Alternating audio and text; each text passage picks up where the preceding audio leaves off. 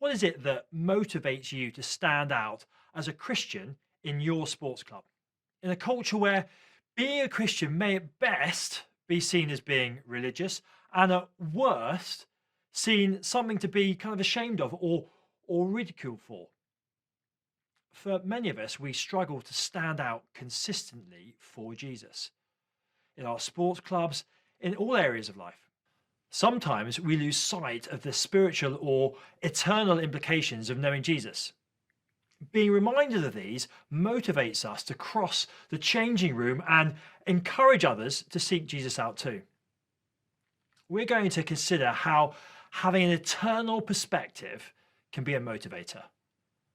That means that being aware of the realities of heaven and hell as the only two eternal destinations of every person after they die. This impacts our perspective and our actions, particularly when it comes to sharing our faith with others.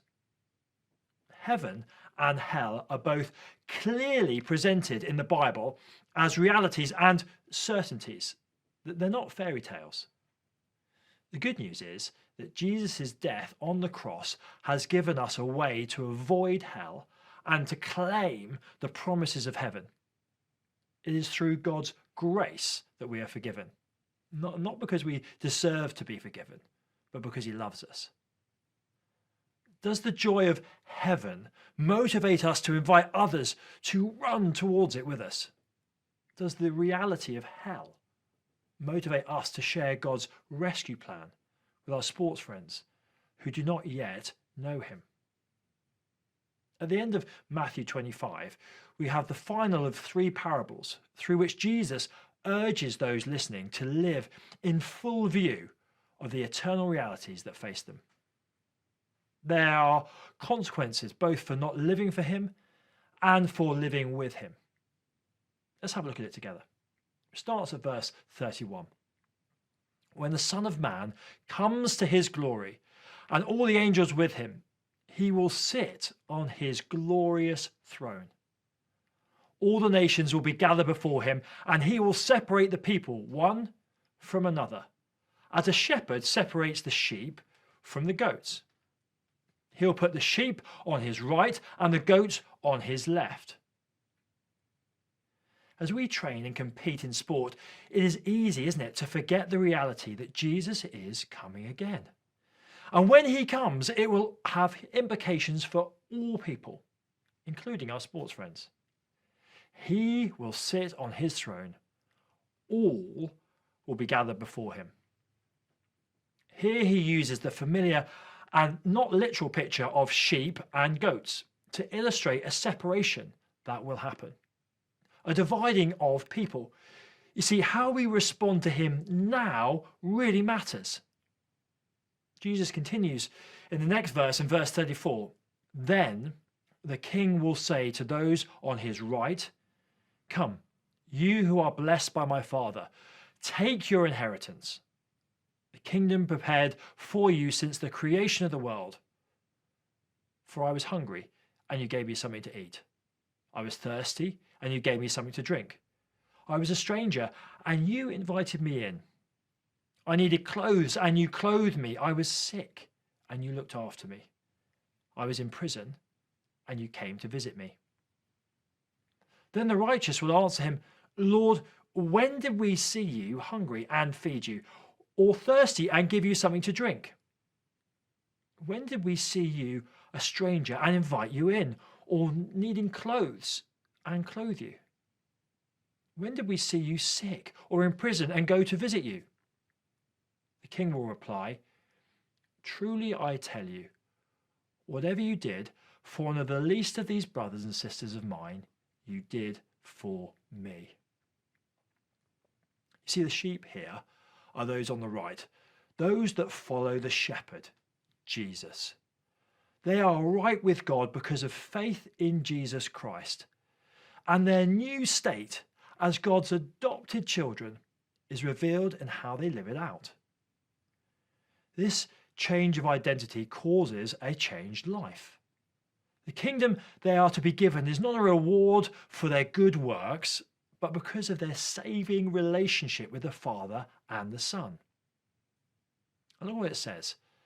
They have an inheritance. The kingdom prepared for them before the creation of the world. Hey, look, as Christian sports people, our gratitude for what Jesus has done, our new identity as adopted children, and the amazing inheritance that has been prepared for us, it motivates us. It motivates us to love those around us, not just in our emotions, but in our actions too. Hey, look, I wonder if this certain future excites you. Does it? Because it's soon to come about. The reality of heaven motivates us now to point others in our clubs to the inheritance that could be theirs too. How does remembering that you are right with God, adopted as his child, and awaiting an amazing inheritance change the way you view the challenges of being a Christian in the world of sport and pointing people to Jesus in your club?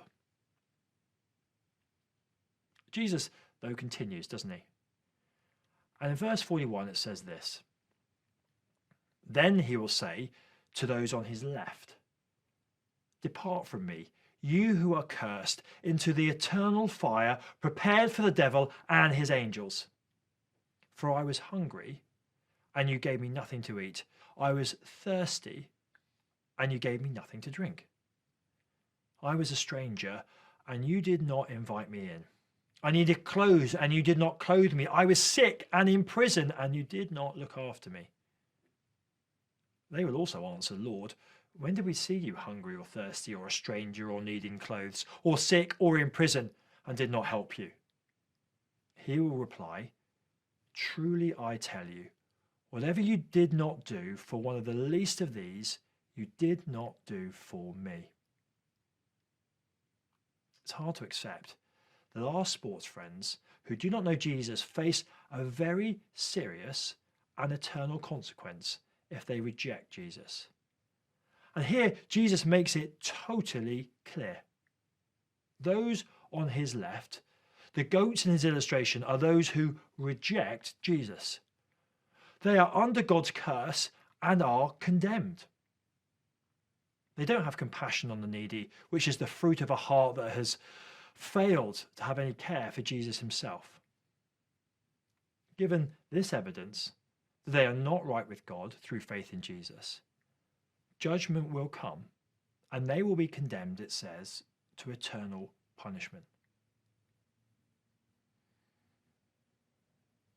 As you think about those in your sports club, whilst you may not get on with all of them, surely you do not wish this future on any of them. Surely this clear reminder that Jesus gives of the urgent danger that they face, it motivates us to tell them of him. The final verse makes it crystal clear that there are two eternal realities.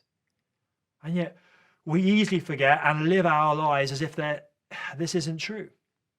Look what it says in verse 46. Then they will go away to eternal punishment, but the righteous to eternal life. Those who get Jesus, who believe in Jesus, will not face the consequence of eternal life without him. Here's the thing. How can you, as a sports person in a sports club, live in response to these two realities this week, this month in your sports club?